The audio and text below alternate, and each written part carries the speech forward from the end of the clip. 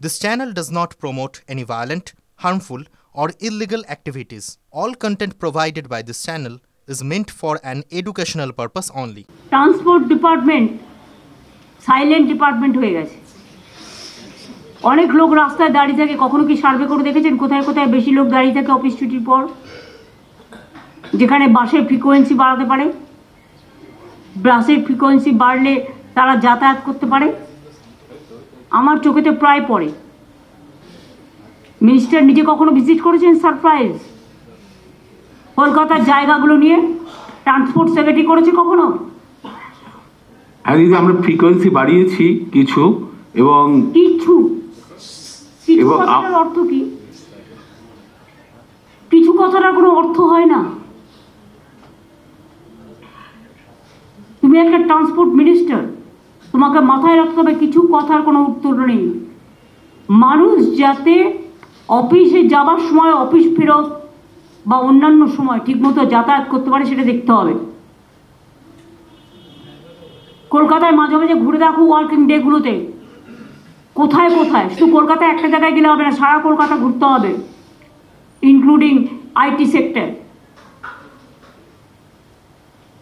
Including হসপিটালগুলোর সামনে after visiting hours.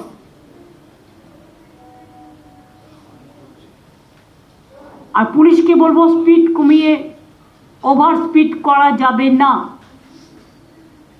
যে over speed করে গাড়ি চালাবে শীতকালে অ্যাক্সিডেন্ট হবে, যাতে না বাড়ে। প্রত্যেকটা রাস্তায়, এমনকি ন্যাশনাল হাইওয়েতেও স্পিড কন্ট্রোলের একটা সিস্টেম থাকবে। রাতের দিকে কেউ থাকে না ট্রাফিক পুলিশের, ফলে রাস্তায় জ্যামটা খুব বাড়ে। সেকেন্ড হুগলি ব্রিজে ঘন্টার পর ঘন্টা লোক দাঁড়িয়ে থাকে। সেকেন্ড হুগলি ব্রিজটা কি কোনো রকম একটা ব্যবস্থা করা যেতে পারে না? Kolkata police, Paschimbanga police, Howrah police কমিশনের এরা বসে, বিধাননগর পুলিশ কমিশনের বসে একটা ব্যবস্থা করতে পারে না? সেই সময় ট্রাকগুলো চলে, ফলে টোটাল ট্রাকগুলো একটা জায়গা দিয়ে চলে, ফলে সেকেন্ড হুগলি ব্রিজটায় যদি কোনো ইনসিডেন্ট হয়ে যায়, আমি তোমায় বলছি যে কোনো দিন বড় ঘটনা ঘটে যাবে। Please take care. আমি এটা আগেও অনেকবার বলেছি, এখনও বলছি, 5-6টা ওয়ে আউট বের করো। মা ফ্লাইওভার বন্ধ করে দেওয়া হয়েছিল রাত্রি সন্ধ্যে 6টার পর। পুলিশের সবচেয়ে ইজি কাজ হচ্ছে বন্ধ করে দাও। কোনো ভিআইপি গেলে সব বাড়ি ঘর দোকান টোকান বন্ধ করে দাও। কেন?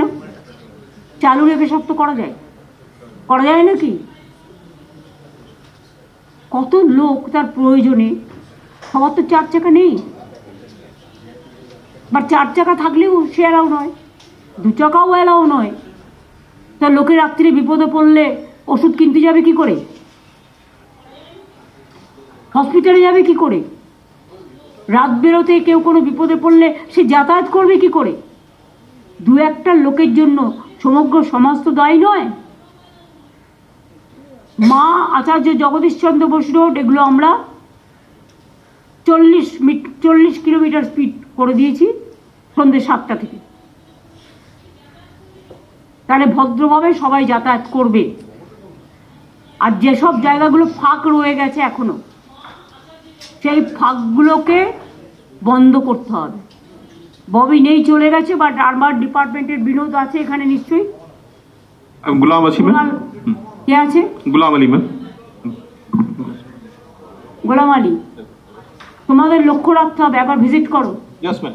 কোন কোন জায়গাগুলো ফাঁকা আছে ইয়েস ম্যাম। পুলিশের সাথে কথা বলে সেটাকে ব্লক করতে হবে, ওকে, যাতে কোনো গাড়ি গড়িয়ে না পড়ে।